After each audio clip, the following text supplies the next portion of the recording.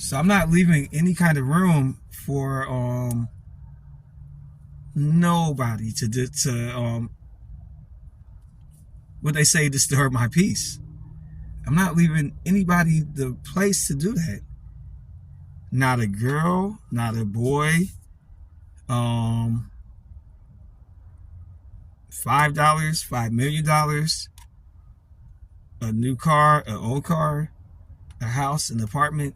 None of that stuff doesn't matter. If I don't have peace with it, I don't want it. I seriously don't. And that's going to be a hard pill to swallow for people who knew me prior to now, because they're not, almost won't believe it. You got to believe it. So, and I don't think that's not a negative thing. I don't want people saying, well, he lost his dad and he thinks he's invincible and whatever.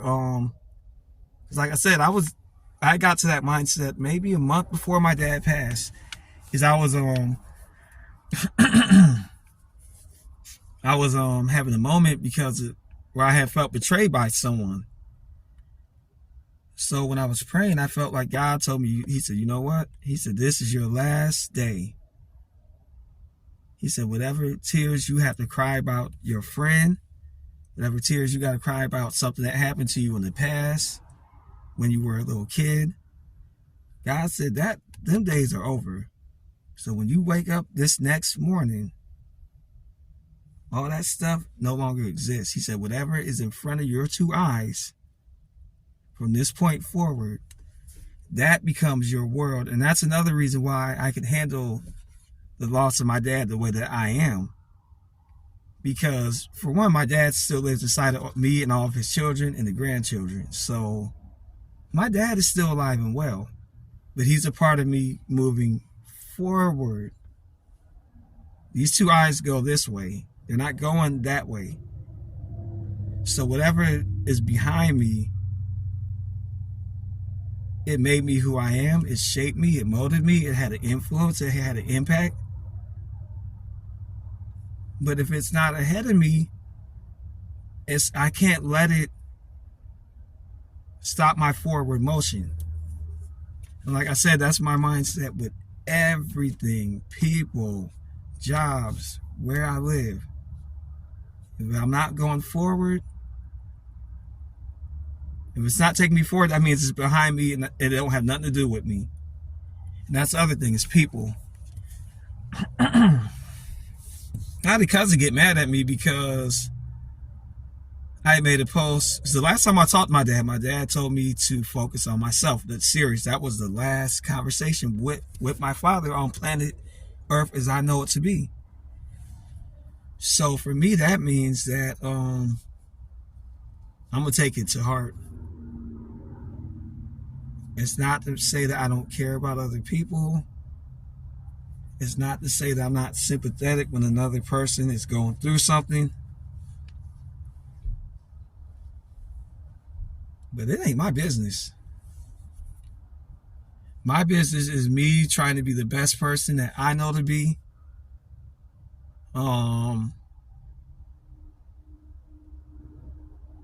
And serving God as well.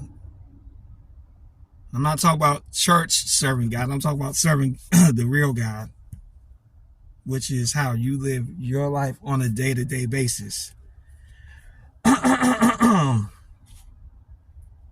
And being a decent person, being an honest person, being a hard-working person, being a person that has positive energy instead of negative. So that's what I'm focusing on. So I had a cousin that got mad at me because I made a post talking about my dad, but I guess he did text me, I guess, or whatever, and was trying to tell me some things. Oh, this happened, that happened, and I didn't respond to it fast as he thought I should have. Well, for one, I have a job and I work. But even if I didn't, because this person I'm talking about, you almost 40 years old yourself, like. So it comes a point where you got to navigate just like I do. I got to navigate whatever life throws to me is what I got to deal with. So it's no one else's job to fix it. It's not their job to figure out where am I going to stay at, what's going to happen with my car. That's not their business. People in America have the attitude, especially Black America, which is what I am. We think somebody owes us something. Nobody owes you nothing. Yeah, I'm your cousin. Yeah, I'm your brother. Yes, I'm your nephew. And I will do the best I can because that's the heart that God gave me. But I don't owe it to you. I don't have to do anything. You could call me and say I'm homeless on the street with nothing. I don't have to try to fix it.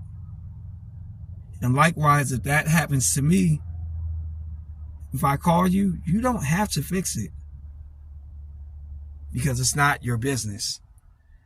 So moving forward, like I say, I started this conversation reflecting on my dad, but I also, that comes into my last conversation that I had with my dad.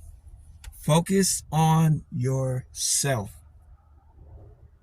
And that's what I'm doing moving forward. I don't care who likes it. And if you think it makes me selfish, I don't want to cuss based off of something that my dad said, but if you think that makes me selfish, I don't give a fuck. You think it makes me greedy, I don't give a fuck. If you think it makes me arrogant, I still don't give a fuck. If you think it makes me cocky, I don't give a fuck. I don't. And I mean that in a way that I never meant it in my life. I'm focusing on what is in front of me.